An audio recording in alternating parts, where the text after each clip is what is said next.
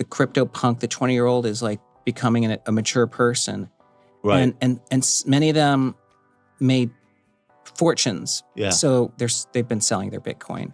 And Bitcoin, I think there is a turning of the holders, because one of them is, Bitcoin's like 14 years old. We are seeing a turning of the holders. Bitcoin is now nearly 17 years old. The crypto punks who bought in their 20s are now mature, wealthy individuals. They are selling. They are diversifying. They are finally moving some of that digital gold into traditional assets or lifestyle plays. This selling pressure, combined with the lack of market makers, has allowed gold and silver to temporarily take the lead as the world's preferred risk-off asset. If you found value in this breakdown, please hit the like button, subscribe, and share it with other investors who are paying attention. We're here to keep bringing you sharp analysis and voices that understand what's unfolding. Thanks for watching. So crypto was actually up like 36%. And then from October to the end of the year, it actually had in some cases, like a 40% drawdown. Yeah. One was there was a big deleveraging. There was basically a pricing exploit that took place on one crypto exchange that led to what they call an automatic deleveraging.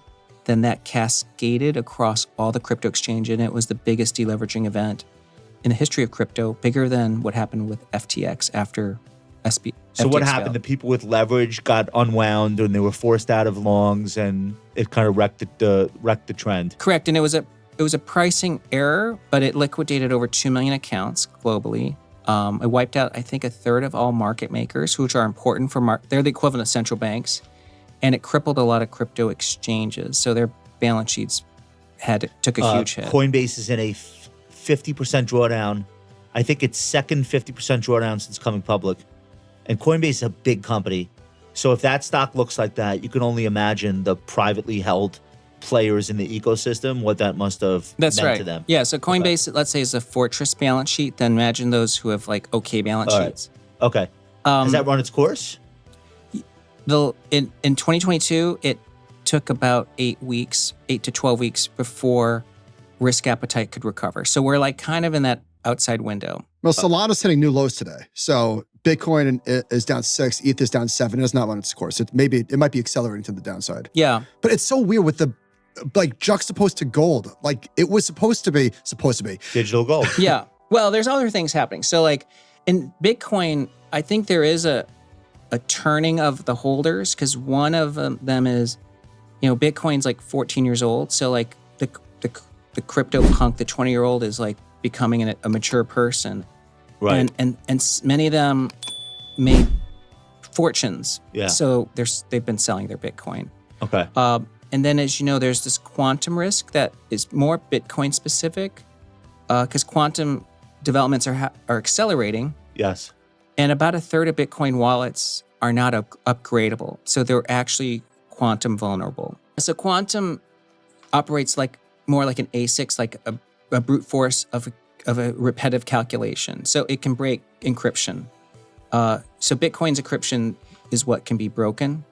You're right. So you can break a lot of encryption. But banks hopefully would be upgrading all their customer passwords, force you to do a new type of password. And that's how you avoid quantum vulnerability. The thing is, like a lot of Bitcoin wallets like Satoshi's haven't ever been upgraded. If someone developed a quantum hack, they wouldn't reveal it. Like a nation state would just steal those 1/3 of the Bitcoins. Until somebody starts to notice. Yeah. Now, Ethereum, for instance, upgrades twice a year. So they're already developing quantum resistance. So like a lot of blockchains are going to be quantum resistant. Okay. Just the way like Chase will upgrade all their encryption. This is what Tom DeMark actually is expected. So he's been hired as an advisor at Bitmine, and he actually told us Thursday was an important day. And it turns out today was an important day because we've had a big decline in crypto. But this is more akin to the end of the selling, not the beginning. So you don't think that we're seeing another leg lower?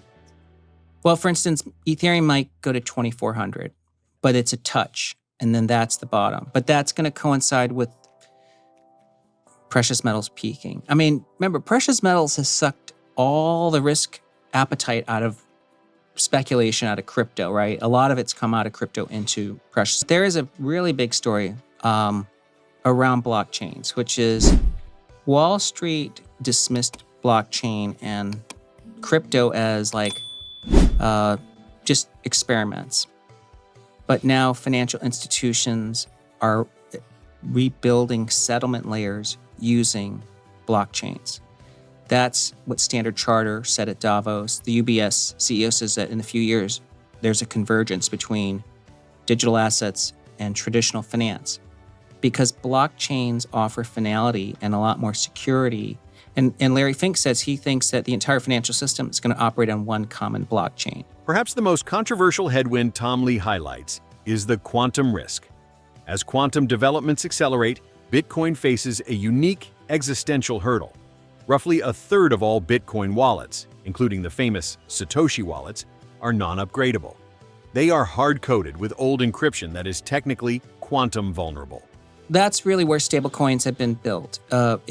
You do smart contracts so you can lock information and prevent it from actually being altered. You could put a 1,000,000-page legal document on the Ethereum blockchain. If someone tries to change a period on that blockchain, the hash fails. Right. So that's how you protect information. Right. It's 100% uptime.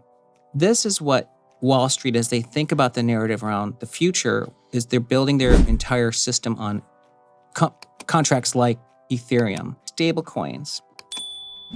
Tether has about 160 billion of US dollars tokenized on their, as Tether is a company. Yes. But it's mostly running on Ethereum. Even though it's only 168 billion, which is less than 1% of M1. So it's not even like risk assets. It's not credit equity tokenization. Right. They're going to make $20 billion this year. Actually, because of their balance sheet, they might be making like $24 billion. And that's just the interest on the treasuries that they own to back the dollar value of the coin. And because they're over collateralized, they actually own like now almost $30 billion worth of gold or something. Oh, wow. Right. Okay. But so let's say they make 20 billion, not 24, but somewhere between 20 and 24. They're a top 5 most profitable bank in the world. Wow. It's amazing. They make more money than Goldman or Morgan Stanley. That's amazing. And that's just a monoline product with 300 employees. Let's say the Wall Street tries to do their own blockchain because they want to control the narrative.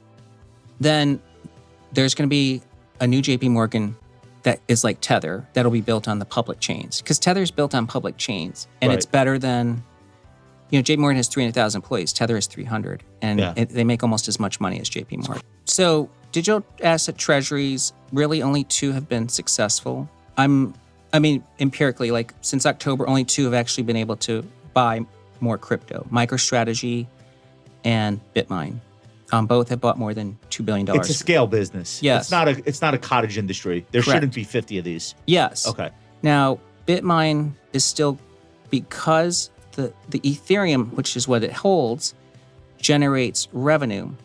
Bitmine's got about $1 billion of cash, and its staking rewards from its Ethereum is going to be almost $400 million this year.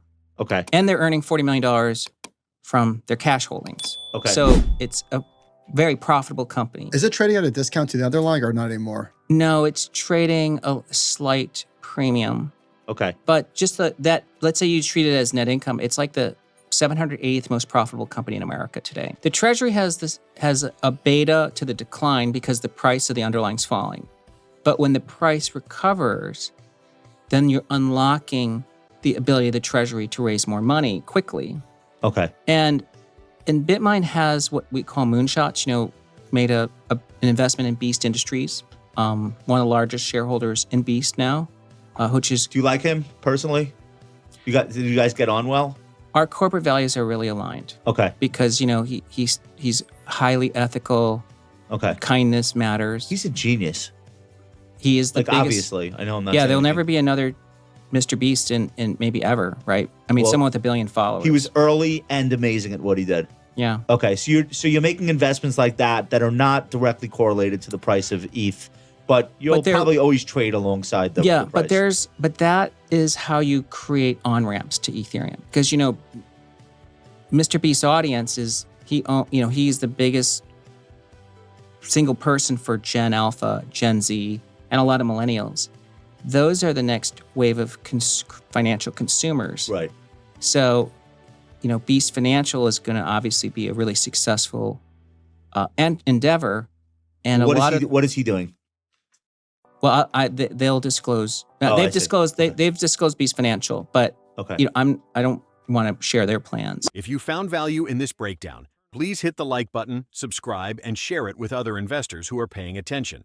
We're here to keep bringing you sharp analysis and voices that understand what's unfolding. Thanks for watching.